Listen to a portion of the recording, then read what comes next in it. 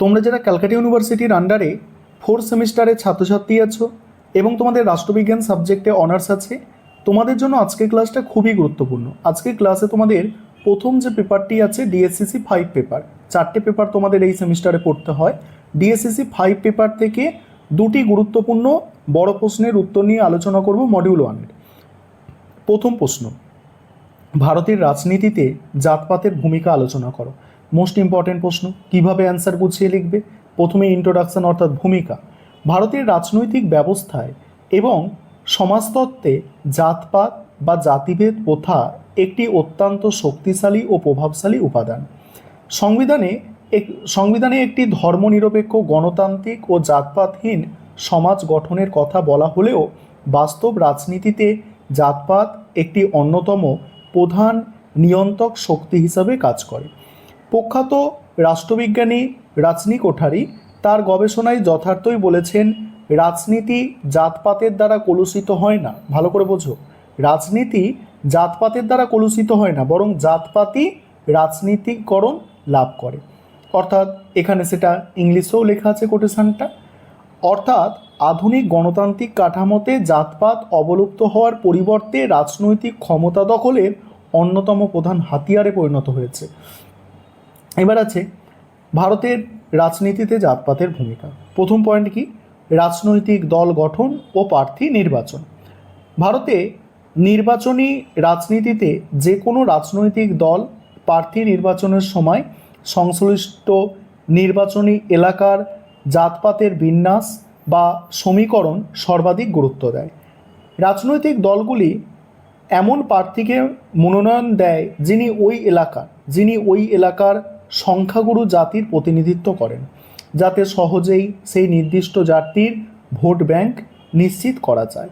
এমনকি ভারতের রাজনীতিতে অনেক আঞ্চলিক রাজনৈতিক দলের উদ্ভব ও বিকাশ ঘটেছে মূলত নির্দিষ্ট কিছু জাতির সমর্থনকে কেন্দ্র করে। উত্তরপ্রদেশে বহুজন সমাজ পার্টি বা সমাজবাদী পার্টি উত্থান এর প্রকৃষ্ট উদাহরণ। এবারে ভোটদান আচরণ নিয়ন্ত্রণ। ভারতীয় ভোটদাতাদের ভোটদানের আচরণের ক্ষেত্রে জাতপাত একটি মনস্তাত্ত্বিক ও সামাজিক প্রভাব হিসাবে কাজ করে।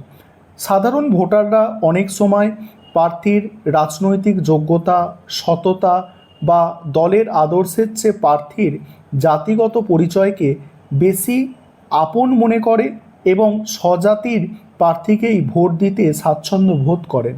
জাতপাতের ভিত্তিতে রাজনীতিতে বিভিন্ন সামাজিক জোটও তৈরি হয়, যেমন এখানে জোটগুলোর নাম দেওয়া আছে। আজগর মানে কি, আহির, জাট, গুর্জার, রাজপুত, এইসব জোটের কথা বলা হয়েছে, যা সরাসরি নির্বাচনের ফলাফলকে প্রভাবিত করে। এবার হচ্ছে চাপ সৃষ্টিকারী গোষ্ঠী হিসাবে কার্যকারিতা, অর্থাৎ প্রেসার গ্রুপ হিসাবে। জাতপাতের ভিত্তিতে গঠিত বিভিন্ন জাতিগত সংগঠনগুলি আধুনিক ভারতীয় রাজনীতিতে অত্যন্ত শক্তিশালী চাপ সৃষ্টিকারী গোষ্ঠী হিসাবে কাজ করে।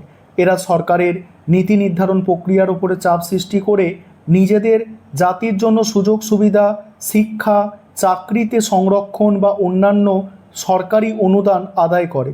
গুজরাটের পাতিদার আন্দোলন, রাজস্থানের গুর্জরদের বিক্ষোভ এবং হরিয়ানায় জাট সম্প্রদায়ের আন্দোলন জাতপাতের এই চাপ সৃষ্টিকারী রূপেরই বহিঃপ্রকাশ। তারপর কি, সংরক্ষণ নীতি ও প্রান্তিক শ্রেণীর ক্ষমতায়ন। মন্ডল কমিশনের সুপারিশ কার্যকর হওয়ার পর থেকে ভারতের রাজনীতিতে অন্যান্য অনগ্রসর শ্রেণী অর্থাৎ ওবিসি এবং দলিতদের মধ্যে এক অভাবনীয় রাজনৈতিক সচেতনতার উন্মেষ ঘটেছে। সংরক্ষণ নীতির মাধ্যমে সামাজিকভাবে পিছিয়ে পড়া জাতিগুলির রাজনৈতিক ক্ষমতায়নের সুযোগ পেয়েছে। এর ফলে জাতীয় ও রাজ্য রাজনীতিতে এমন অনেক নতুন নেতৃত্বের উত্থান ঘটেছে যারা প্রান্তিক ও শোষিত জাতির প্রতিনিধিত্ব করেন। জাতপাতের এই রাজনীতিকরণ সমাজে নিচুতলার মানুষদের গণতান্ত্রিক অধিকার সম্পর্কে সচেতন করেছে। এবার হচ্ছে সামাজিক মেরুকরণ ও জাতিগত সংঘাত।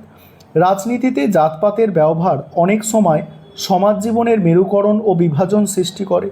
সংকীর্ণ জাতিগত স্বার্থ রক্ষা করতে গিয়ে বিভিন্ন জাতির মধ্যে রাজনৈতিক রেষারেষি ও সংঘাত সৃষ্টি হয়।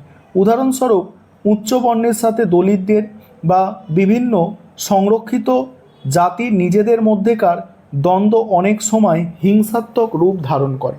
এটি সুস্থ রাজনৈতিক সমীকরণ এবং জাতীয় সংহতি গঠনের পথে এক মস্ত বড় বাধা। এবার উপসংহার কি? পরিশেষে বলা যায়, ভারতের রাজনীতিতে জাতপাতের ভূমিকাটি অত্যন্ত দ্বিমুখী ও জটিল।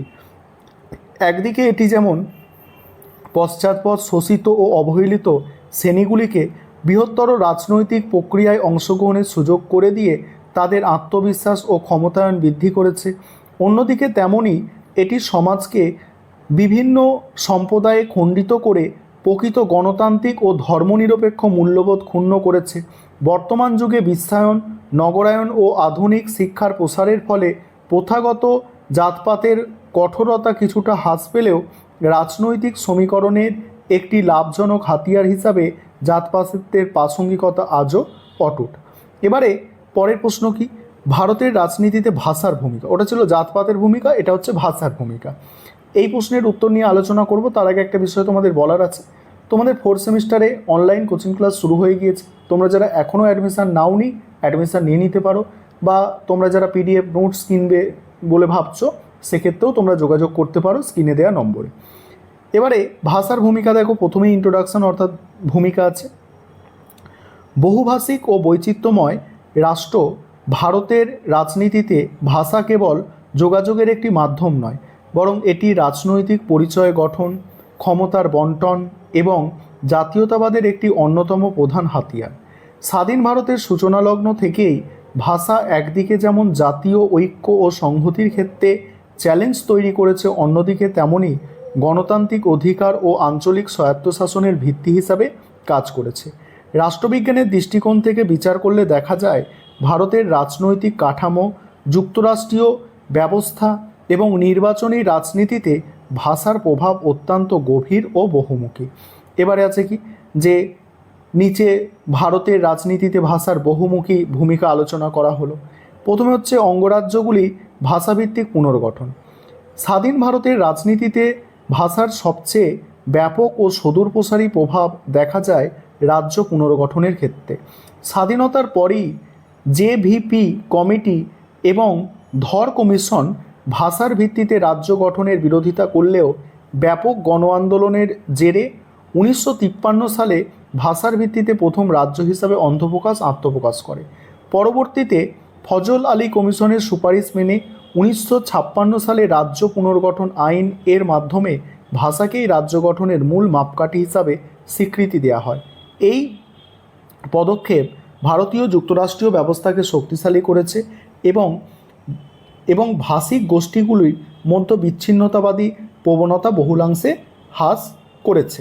এবার হচ্ছে সরকারি ভাষা বিতর্ক এবং কেন্দ্র রাজ্য সংঘাত। ভারতীয় সংবিধানের 343 নম্বর অনুচ্ছেদে দেবনাগরী লিপিতে রচিত হিন্দিকে ইউনিয়নের সরকারি ভাষা হিসাবে স্বীকৃতি দেওয়া হয়েছে, কিন্তু এই ভাষিক নীতি ভারতের রাজনীতিতে তীব্র বিতর্কের জন্ম দেয়। 1965 সালে হিন্দিকে একমাত্র সরকারি ভাষা হিসাবে চাপিয়ে দেওয়ার চেষ্টার বিরুদ্ধে দক্ষিণ ভারতের রাজ্যগুলিতে, বিশেষত তামিলনাড়ুতে ব্যাপক হিন্দি বিরোধী আন্দোলন শুরু হয়। এই আন্দোলনের চাপে বাধ্য হয়ে কেন্দ্রীয় সরকার সরকারি ভাষা আইন সংশোধন করে এবং অহিন্দিভাষী রাজ্যগুলির সম্মতি না পাওয়া পর্যন্ত ইংরাজি ব্যবহার অব্যাহত রাখার সিদ্ধান্ত নেয়। এই ঘটনাই প্রমাণ করে রাজনীতিতে ভাষা কতটা সংবেদনশীল উপাদান। তারপর হচ্ছে কি, আঞ্চলিক রাজনৈতিক দলের বিকাশ ও মেরুকরণ। ভাষা দেখো, ভাষাভিত্তিক পরিচয় ও আবেগকে কেন্দ্র করে ভারতের রাজনীতিতে বহু শক্তিশালী আঞ্চলিক দলের উত্থান ঘটেছে।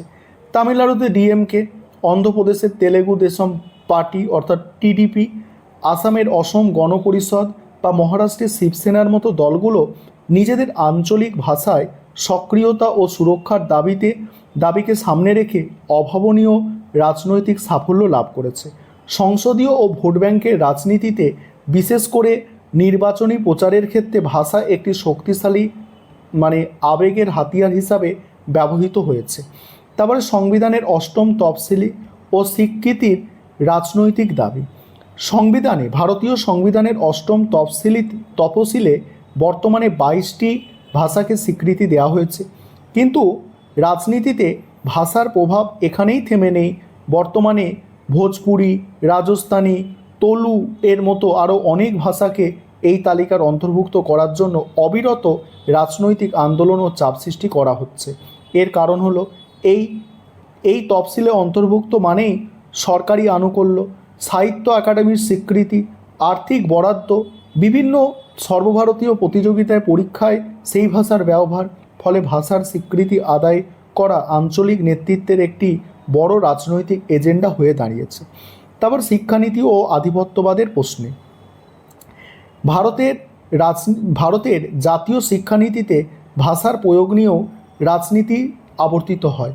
জাতীয় স্তরে সংহতি বৃদ্ধির জন্য ত্রিভাষা সূত্র প্রণয়ন করা হলেও অনেক অনেক মানে অহিন্দিভাষী রাজ্য তার রাজনৈতিক কারণে সম্পূর্ণ মেনে নেয়নি।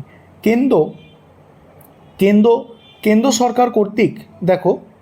সরকার কর্তৃক হিন্দি বা সংস্কৃত ভাষার প্রসারের উদ্যোগকে অনেক সময় আঞ্চলিক রাজনৈতিক নেতৃত্বে ভাষিক আধিপত্য বিস্তার বা কেন্দ্রায়নের চেষ্টা হিসাবে